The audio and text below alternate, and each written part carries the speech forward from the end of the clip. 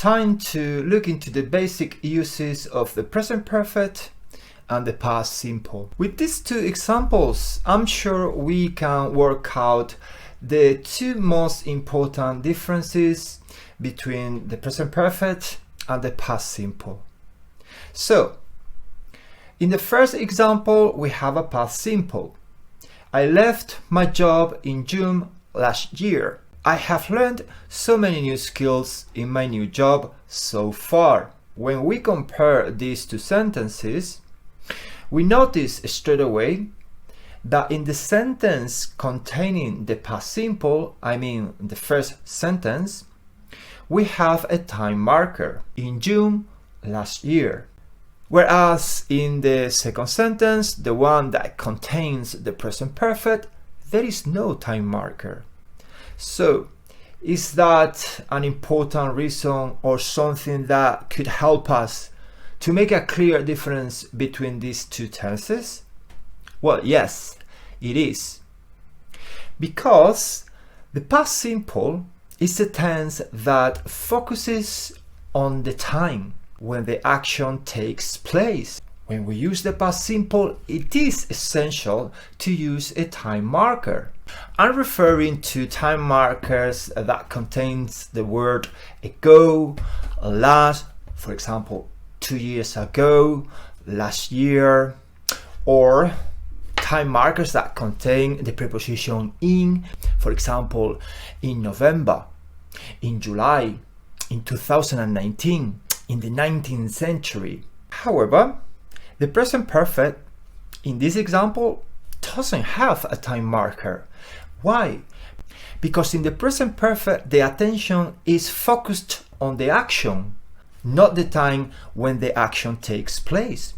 So the important thing in the present perfect is what is happening, or what is the action.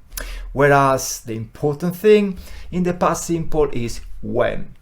Therefore, you should be always paying a great deal of attention to the time markers, because they're going to give you the clue as to which tense is supposed to be the right one.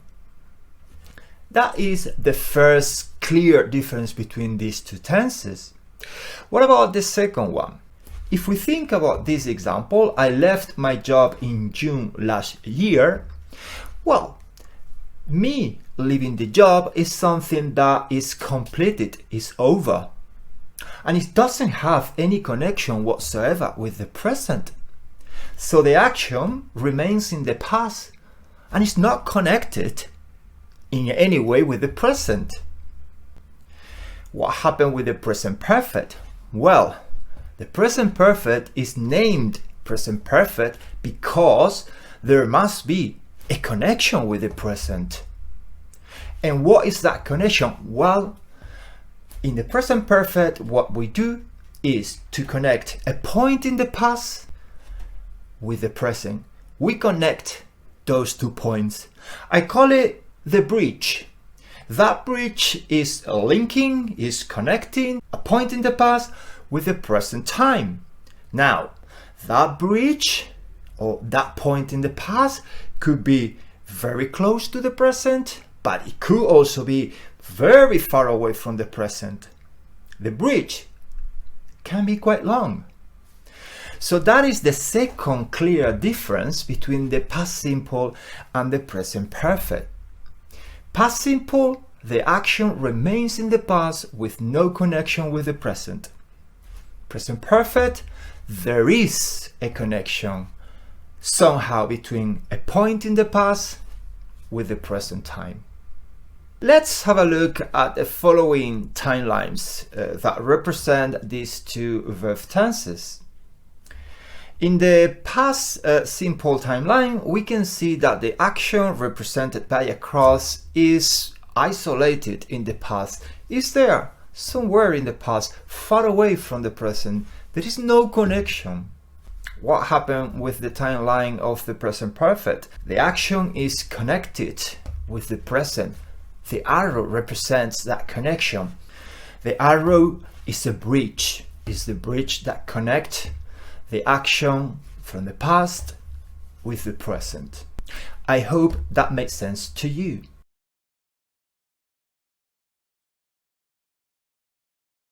Time to remind you that if you still have not subscribed to the channel, this is the right time for you to do it. Don't forget to hit that notification bell so you can get notified every time I upload or create any new content. We know, of course, that those are not the only uses of the present perfect. This tense, in fact, is a very versatile tense.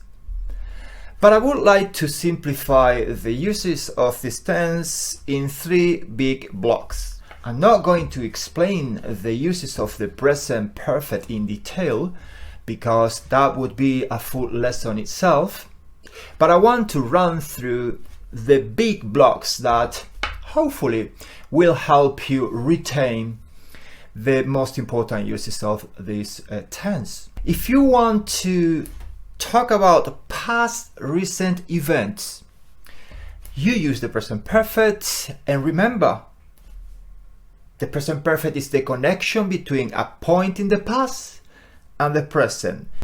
In this case, the bridge that connects the point in the past with the present is very short.